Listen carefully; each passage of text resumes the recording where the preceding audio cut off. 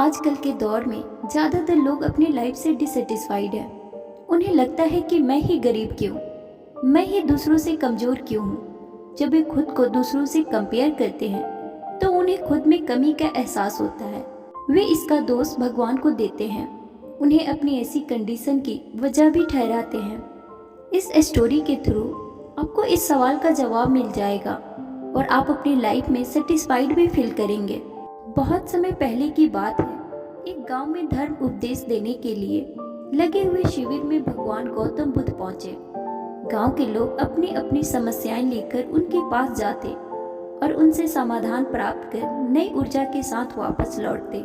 गांव के बाहर एक गरीब राह में बैठा बुद्ध के पास आते जाते लोगों को देख रहा था।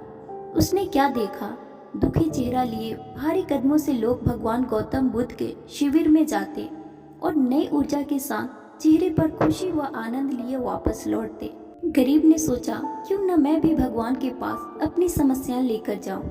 यह सोचकर हिम्मत करके वह भी शिविर की ओर चल देता है। शिविर में एक एक कर क्रमबद्ध तरीके से व्यक्ति को प्रवेश मिलता है, इसलिए वह भी अपनी बारी की प्रतीक्षा करने लगा।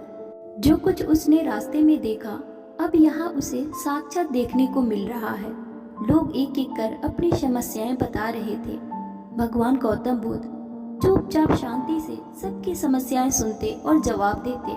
उसकी भी बारी आई। उसने भगवान गौतम बुद्ध को प्रणाम किया और बोला, भगवान मैं ही गरीब क्यों। भगवान गौतम बुद्ध मुस्कुराए और बोले, तुमने कभी किसी को दिया ही नहीं, इसलिए गरीब हो।